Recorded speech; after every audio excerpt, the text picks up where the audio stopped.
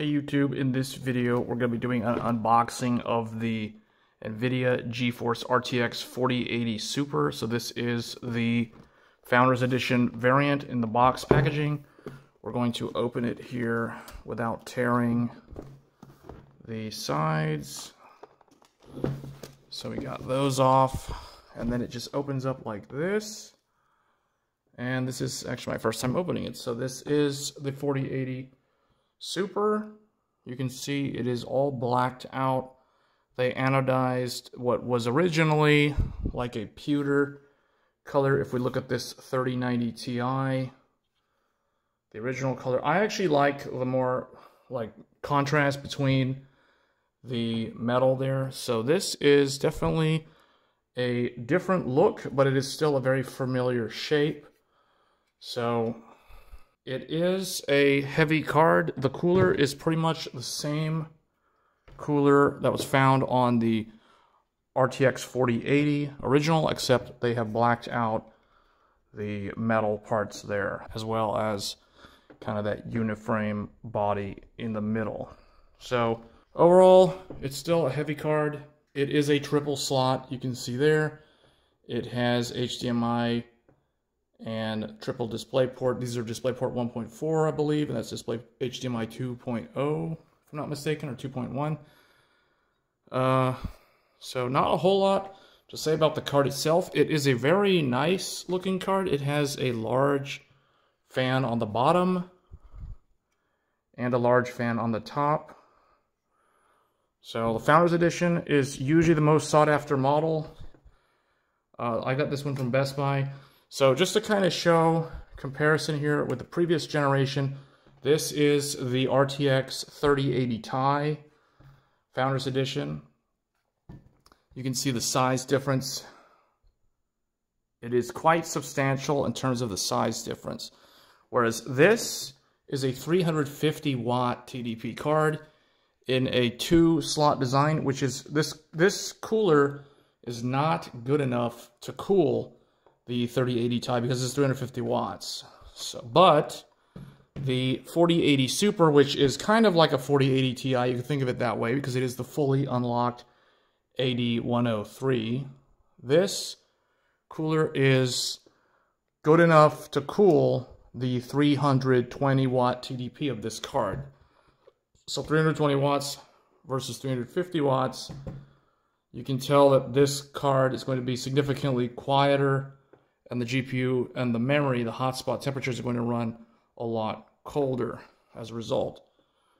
Comparing it to the 3090 Ti, which uses the same cooler as the 3090. So this cooler is good enough for 350 watts. However, the 3090 Ti is a 450 watt TDP card. So it is not, this cooler is not good enough for 450 watts. That being said, this cooler is good enough for 450 watts because the 4090 uses the exact same cooler. Just to compare one final card here, I have the AMD Radeon 7900 XTX reference card. So this is a relatively nice looking reference design. It definitely looks like a more traditional design with a triple fan. It is a 2.5-inch slot in thickness. So not quite as thick as the 4080 Super cooler there, but it is almost as wide, but not quite. It's a little bit thinner, but not by much if you are to stand them up side by side. So similar in dimensions. The 4080 is a little bit longer and a little bit thicker. They both feature a white LED. The Radeon one illuminates on the top here as well as on the bottom. The 4080 Super Cooler only illuminates the GeForce RTX logo, which is really all that matters for a reference card. In terms of accessories, in here we have a little pullout. And I believe in here you get, yes, the 3 8-pin adapter with this card. So what I'm going to be doing, for those that are curious, we are going to be comparing the 4080 Super. I needed this card as a reference point to compare future GPUs as well as current GPUs, because I do think this is definitely a step in the right direction. Price-wise, it's still a little bit high. The 7900 XTX still offers 24 gigabytes of VRAM versus this only offering 16 gigabytes of VRAM. For gaming at 4K and 1440p, 1440p, that doesn't really matter. So I do think that the 4080 Super is going to be very competitive with the 7900 XTX. Although the XTX, I will be doing my own benchmark comparisons, but from what I've seen from reviews, the XTX is still a little bit faster in rasterization. Obviously, the 4080 Super is better at ray tracing, so that didn't really change. No one really expected that to change. But the rasterization on this card and the VRAM is still its saving grace as far as I'm concerned. The superior VRAM. As more ML frameworks start getting adopted by ROCm and they start working better on AMD, I think the 24 gigabytes on this is going to be still very good value for AI development apps and that sort of thing. Gaming-wise, this is still very good. The 4080 Super, I do want to compare it to the 3080 Ti, because there might be a lot of people that have the 3080 or the 3080 Ti, and they're wondering if they should upgrade to the 4080 Super. I do want to do my own test so I can come to my own objective conclusion rather than just saying yes or no based off of what I've seen from other reviewers.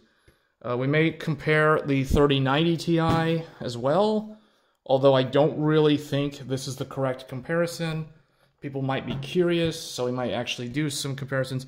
But the 3090 Ti has 24 gigs of VRAM, just like the 4090, so this is not really a good comparison to the Super. I think the two proper comparisons would be the 3080 Ti. I don't have a 3080, but the 3080 Ti has the exact same CUDA core count, TMUs, etc. So spec-wise, it's very similar to the Super.